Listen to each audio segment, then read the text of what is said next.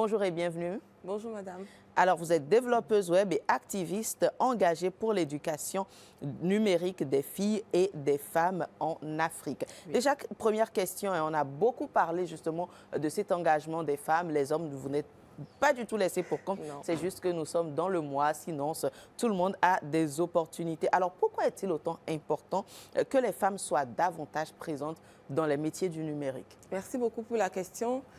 Il est très important que les femmes soient davantage présentes dans les métiers du numérique pour plusieurs raisons. Il y a des raisons d'équité, mais également de pertinence. Parce que quand nous concevons des solutions dans lesquelles nous n'incluons pas les femmes, nous nous retrouvons avec des produits ou services qui n'incluent pas plus de la moitié de la population. D'accord. Parce qu'au Bénin, les femmes représentent plus de 51% de la population. Et créer des solutions qui n'intègrent pas l'aspect féminin, ça crée des problèmes de billets et d'utilisation. Alors, comment savoir, lorsqu'on a une femme ou une jeune fille, qu'on a peut-être une vocation pour le métier du numérique? Pour le savoir, il faut d'abord savoir qu'il existe des métiers du numérique. Donc, tout passe par l'information. Donc, si une femme n'a pas l'information qu'il existe des métiers du numérique, elle ne peut pas savoir qu'elle a une vocation pour cela. D'accord. Donc, on fait des actions pour la sensibilisation déjà, c'est le premier niveau. Donc, il faut savoir qu'ici, en milieu urbain, il n'y a pas autant de problèmes sur la sensibilisation au métier du numérique. Le problème se trouve plutôt plus dans les coins les plus reculés du pays, en milieu ruraux où les filles n'ont jamais vu les outils déjà du numérique. Elles ne savent pas ce qu'est un ordinateur, comment utiliser un smartphone, jusqu'à comment utiliser Internet pour penser au métier du numérique. Donc, tout passe par l'information d'abord et après l'utilisation même de l'outil pour savoir si on a un intérêt particulier pour ça ou pas. D'accord. Alors, comment peut-on procéder à cette sensibilisation? Par exemple, est-ce qu'il y a des actions qui doivent ou qui sont également menées peut-être? Il y a des actions qui sont menées et qui doivent se mener. La plupart du temps, nous remarquons que toutes les actions qui se mènent se font dans le cadre du mois de mars, souvent lors de la Journée internationale des droits des femmes ou lors de la Journée des filles et femmes dans l'éthique. Donc, il faut qu'il y ait plus d'actions qui se fassent régulièrement sur toute l'année. Donc, il faut qu'on se déplace, qu'on aille vers ces filles et ces femmes-là, dans leur village, dans leur petit quartier, pour leur donner l'information, pour les sensibiliser sur le numérique. Et actuellement, il y a plusieurs organisations qui le font. Il y a Women in Tech Bénin qui le fait déjà dans plusieurs villes du pays. Il y a Kencode également qui le fait également. Donc, il y a plusieurs organisations qui œuvrent pour que les filles et les femmes intègrent les métiers du numérique et qui vont déjà vers elles. Alors, c'est heureux. Mais en ce qui concerne peut-être celles qui ont l'information, qui nous suivent peut-être ce matin, mais qui ont peut-être du mal à trouver leur vocation lorsqu'il s'agit du numérique, vous le disiez. Toi, peu, moi, je me dis, quand on vous suit depuis lundi, on se dit impossible d'avoir tous ces outils-là et de véritablement chômer parce que j'ai l'impression qu'il y a toujours quelque chose à avoir. Comment je trouve ma vocation? Pour trouver sa vocation, il suffit de commencer à utiliser les outils du numérique. Il faut être également une personne très curieuse pour détecter les opportunités de journée porte ouverte, par exemple, pour la présentation des métiers. Il faut également essayer de commencer à pratiquer ces métiers-là sur des formations pour les métiers qui nous intéressent. J'ai parlé d'un processus la dernière fois de découverte de métiers, de découverte de compétences liées à ce métier-là et des centres de formation qui proposent ce type de formation. Donc, au-delà de la formation, il faudra de la pratique également et l'insertion professionnelle. Et quels sont les métiers les plus accessibles? Moi, je ne sais pas, on a parlé deux fois de réseaux sociaux. J'ai l'impression que c'est ce qui est plus ouvert. Selon vous, quels sont les métiers du numérique qui sont... le panel, il est tellement large. Quels sont les métiers les plus accessibles? Actuellement, les métiers les plus accessibles sont les métiers qui ne requièrent pas forcément des compétences techniques. Parce qu'il y a moins de 35% de filles et de femmes qui sont dans les métiers scientifiques. C'est pour ça que nous œuvrons pour qu'il y ait plus de femmes dans les métiers de sciences, afin d'avoir plus de femmes dans ces métiers techniques. Donc pour le moment, tout ce qui est très accessible, c'est les métiers de communication, les métiers d'écriture, les métiers qui requiert, c'est vrai, une certaine compétence, mais pas poussée, avec des formations courtes de 3 à 6 mois ou 6 à 1 an, une femme peut facilement intégrer ces métiers-là. Alors, quand vous parlez de communication, je passe peut-être au community management, community management. La rédaction web. Oui. Ça, c'est les deux essentiels. Je pense que ça veut dire que tout le monde, lorsqu'on se forme un peu, peut y trouver des issues. Oui, surtout la rédaction web, qui est une porte d'entrée pour presque tout le monde. Pour la rédaction web, les formations sont pléthores. Beaucoup de gens forment aujourd'hui en rédaction web parce que c'est la première porte d'entrée vers le numérique. Et moi-même, à un moment au début, j'ai fait de la rédaction web et du SEO, du référencement. Et c'est ça qui m'a permis de découvrir en fait les autres métiers. Parce que c'est un métier qui demande beaucoup de la rigueur, de la recherche et on fouille beaucoup Internet. Donc avec ce premier métier-là, on a plus de facilité à accéder aux autres métiers et aux autres compétences. D'accord. Alors, community management, vous le disiez également, il faut se former, rédaction web également. Est-ce qu'il y en aurait d'autres? Oui, à part ces deux, il y a les métiers de design. Le métier de design, le design graphique et le design web. Donc, il y a des formations également au design graphique, design web. Ça ne demande pas beaucoup de compétences techniques pour le moment. Il y a également les métiers qui concernent tout ce qui est création de contenu visuel, audiovisuel, technique. Il y a également les métiers plus techniques maintenant, quand on entre dans le vif du sujet, le développement web, qui peuvent requérir des parcours plus longs, un cycle de licence par exemple à l'IFRI sur le campus ou dans d'autres centres de formation, en plus des compétences qu'on peut acquérir facilement en ligne. Et à tout ça, il faut associer la pratique.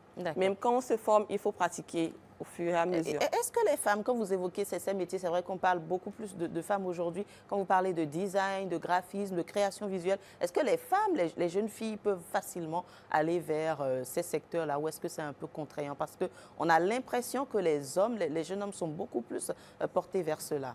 Oui, c'est un peu contraignant pour plusieurs raisons. Parmi les raisons, nous avons déjà les modèles socio-culturels qui ne permettent pas forcément aux filles et aux femmes d'accéder à ces métiers-là. Parce que quand on va voir une femme qui est tout le temps sur son ordinateur, le premier réflexe pour les parents dans certaines zones, c'est de lui dire directement « qu'est-ce que tu fais là? Va faire ci, va faire ça ». C'est ça. Donc, il y a les charges. Les idées reçues. Voilà, les idées reçues par rapport au métier qu'on fait sur ordinateur. Et il y a également le manque de modèles féminins dans certains endroits du pays. Une jeune fille aujourd'hui qui ne sait pas ce qu'est le numérique ou qui sait ce que c'est par exemple, mais qui ne se projette pas en tant que développeuse web par exemple parce qu'elle ne connaît pas... elle ne connaît personne de son entourage qui est développeur. Elle n'a pas la sœur d'une amie ou une grande sœur, une aînée de son village qu'elle a vu réussir dans le domaine. C'est compliqué pour elle de s'identifier à un modèle féminin dans les métiers de la tech. Est-ce qu'il faut un parcours scientifique ou quand même un certain niveau avant, je dirais, d'embrasser ces métiers-là? J'ai ordinateur, j'ai la connexion. Est-ce qu'il me faut quand même un certain parcours sur tout ce qui est scientifique ou pas? Pour la plupart des métiers, on n'a pas besoin d'un parcours scientifique, comme je le disais. Mais ce qu'on veut actuellement, c'est plus de femmes dans les métiers des sciences. Pour développer plus de compétences et plus d'expertes dans les métiers techniques. Parce que ce sont ces métiers-là, en fait, qui manquent de ressources féminines cruellement. Et ce sont ces métiers-là, en fait, qui construisent le numérique et les outils que nous utilisons actuellement. OK. Quelles sont les qualités, je dirais, personnelles ou les compétences qu'on ressent en soi qui peuvent aider à mieux réussir lorsqu'on embrasse ces métiers-là? Pour mieux réussir dans ces métiers, il faut être curieuse. Il faut être une personne touche à tout. Il ne faut pas attendre que la solution vienne d'une personne. Il faut chercher les solutions par soi-même. Il faut également avoir l'humilité de s'approcher d'autres personnes qui sont déjà dans le milieu pour leur demander des conseils et autres. Il faut sortir beaucoup, aller dans des conférences pour suivre d'autres femmes et des formations. En dehors des Oui, en dehors des formations pratiques. En ligne. Oui. Il faut aller vers des gens qui font déjà des choses dans ce domaine-là. Il faut participer aux salons qui s'organisent dans le numérique. Il faut aller dans les journées portes ouvertes. Il faut intégrer des communautés surtout de soutien et d'accompagnement professionnel pour les filles et les femmes. Il y en a beaucoup. Moi, je suis dans Women Tech Makers. Je suis dans Women in Tech Bénin. Il y a des communautés de femmes qui soutiennent d'autres femmes. Et ça crée de la sororité. On se sent moins seul. Parce que dans certains environnements de travail, tu te retrouves à être la seule femme dans une équipe technique. Est-ce que c'est peut-être pas beaucoup de moyens parce qu'on parle à la fois pour toutes les cibles? Est-ce que intégrer ces réseaux-là, si je puis me permettre, participer aux conférences, est-ce que généralement ça ne revient pas cher? Peut-être la jeune fille qui a sa licence, peut-être son bac ou son BTS, ne sait pas trop quoi faire, n'a pas forcément les sous pour y accéder? Si elle a accès à un moyen de déplacement, ou si elle peut se permettre de se déplacer, elle pourra accéder à ces formations. Souvent, ces séances sont gratuites. Il y a actuellement même le SAFEN qui se tient aujourd'hui et demain. C'est un salon entièrement gratuit qui a été organisé. Le SAFEN, oui. C'est le salon africain des femmes dans l'entrepreneuriat et le numérique. À Cotonou ou plutôt en ligne? Oui, c'est à Cotonou, à Azalaï Hotel. Ça se tient aujourd'hui et demain. C'est organisé par toutes celles qui sont à la maison et qui se tournent les pouces, faire un tour du côté de Azalaï Hotel, certainement. Oui, certainement. Sur ce salon-là, il y a des parcours de personnes inspirantes qui seront là pour partager leur expérience et également des ateliers pratiques. Donc, c'est faire un tour, ne pas rester chez soi, mais sortir vraiment pour rencontrer d'autres experts du domaine et découvrir comment le monde numérique évolue directement. Alors, revenons à présent aux formations en ligne dont on avait parlé dernièrement. J'ai ma connexion, j'ai mon téléphone ou un petit autre appareil. Comment être sûr que je choisis la bonne formation pour moi? Pour choisir la bonne formation, il y a des plateformes sur lesquelles il faut se rendre et qui sont déjà des plateformes de référence. D'accord. Donc, des plateformes d'apprentissage comme FreeCodeCamp, par exemple. Ça, c'est plus technique pour les personnes qui veulent maîtriser les bases de la programmation. Il y a FreeCodeCamp, il y a Coursera, qui est une plateforme qui offre des formations également. Il y a Open Classroom. Il y a des plateformes comme ça qui sont très connues, qui donnent des formations assez directes et pratiques. Il y a également YouTube qui est là. YouTube. Oui, on peut suivre des tutos, par exemple. Des tutos, oui. On peut suivre des tutos d'experts dans les domaines qui nous intéressent. Donc, on fait la recherche de la ressource, on suit.